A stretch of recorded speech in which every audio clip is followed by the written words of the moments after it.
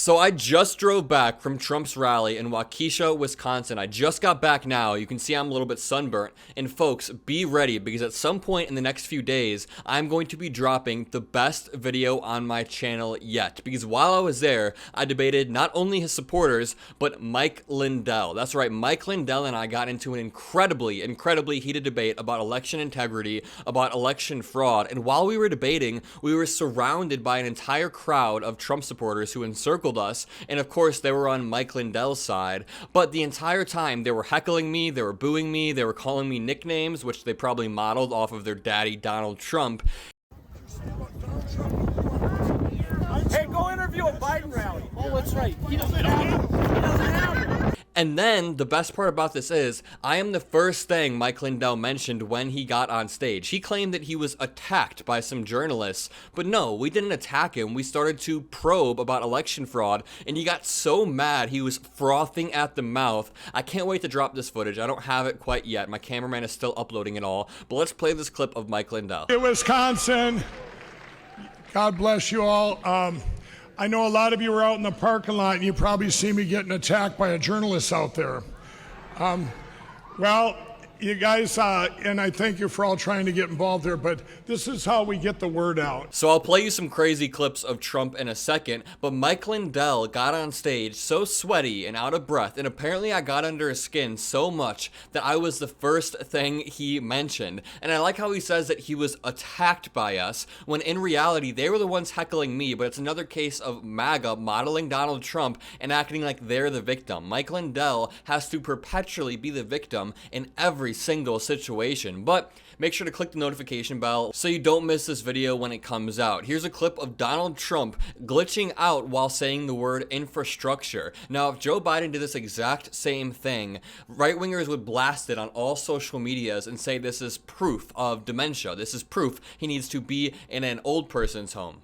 In reality, it's a simple glitch, and we can acknowledge that not everybody is a perfect speaker, but play this clip. Work out too well. $1.2 trillion for their fake infrastructure. Remember, Biden has a stutter that he's mostly beat, but whenever it comes out on stage, Maga likes to use that as an example of him being senile or incredibly old. But Donald Trump has just as many, if not more, gaffes, and when he has these gaffes, it's usually him saying the most insane stuff possible. I mean, even beyond the gaffes, we saw him say the bloodbath thing a few months back. We see him use this apocalyptic rhetoric time and time again, but Joe Biden, having one simple stutter, somehow supersedes the fact that Donald Trump wants to be a genuine dictator. Play this clip of Donald Trump again using apocalyptic rhetoric by saying we won't have a country if he's not elected. We also have to run our country. It's nice to be nice. It's nice to be good. We got to run our country. Our country's in trouble. Our country might not survive. I'll tell you what, if we don't win this election, I don't think our country's going to survive. I will say it. And I've never said that publicly, I don't think. Trump, you've said that multiple times publicly, and you've said much worse, but the projection here is unreal. Because going back to Project 2025, which is something I talk about a lot, and you guys will hear me continue talking about that until Election Day comes, until we've defeated this threat of Maga and shown them that their ideas are not welcome in America. But Donald Trump claims that there won't be a country if he's not elected, when he's the one, him and the Heritage Foundations are the one that want to enact this Project 2025 plan that turns America into a Christian theocracy. Somebody who works closely with the Heritage Foundation and helped develop Project 2025 said we should repeal the 22nd Amendment, meaning that a president could run for a third term and it would not be against the Constitution. They're the ones who genuinely want to destroy our country, end our liberal democracy as we know it, strip the independency from every single agency out there, including the FBI, the DOJ, all of these three-letter agencies. They want to stop there from being any checks and balances in America. And if Donald Trump wins a second term, he's not going to make the mistake of putting people like Mike Pence around him. He is going to only put loyalists around him who allow him to be this dictator.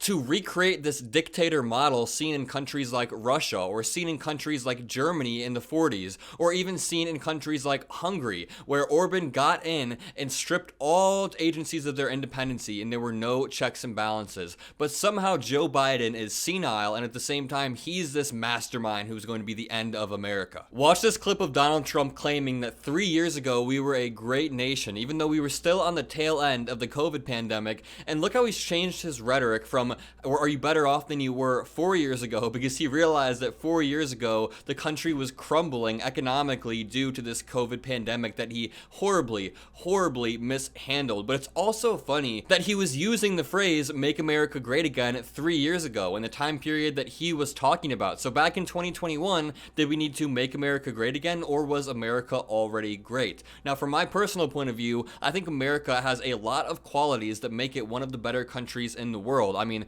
we have the freedom to assemble, we have the right to protest. My grandpa moved here to escape Syria in the late 80s, and since then he has built a great life. There are not many countries across the globe that you could do that in, but Donald Trump says America is only great when he is the president. Play this clip. But we are not going to allow this horror to continue. 3 years ago, we were a great nation, and we will soon be a great nation again.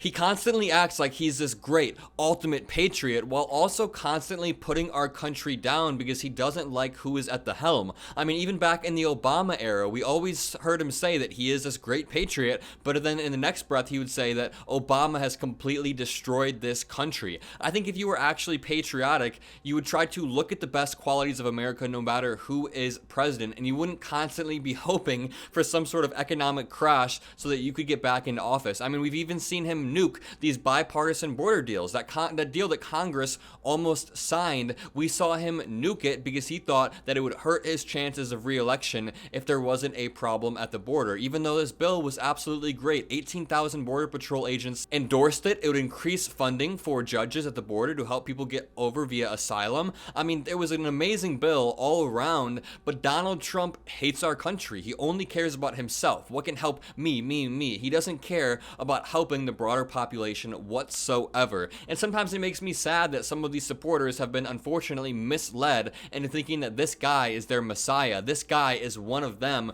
when he also thinks he should be above the law in a lot of these trials. He thinks that the law should not apply to him. And a lot of times, yeah, these MAGA supporters that I talk to at rallies are just decent people who want the best for their family, but they don't really pay attention to politics at the level to see that Donald Trump is an absolute con man. I mean, I have friends back in Indiana who I know are good people, but were just raised in MAGA households, and therefore they are now Trump supporters. They don't really think about it a layer deeper, and I've tried to convert them, but it takes a lot of deprogramming. But back to the Mike Lindell stuff, I just think it's crazy how MAGA always has to be the victim in every single situation, no matter what. I mean, Mike Lindell was the one who was frothing at the mouth at me, then he immediately goes on stage and says that he was attacked by journalists, which really models a lot of that rhetoric that Trump uses about always being attacked, being persecuted when he's actually being prosecuted, and that everybody's against him, every single institution. I mean, people that he trusted with his life, people like Mike Pence, people like Bill Barr,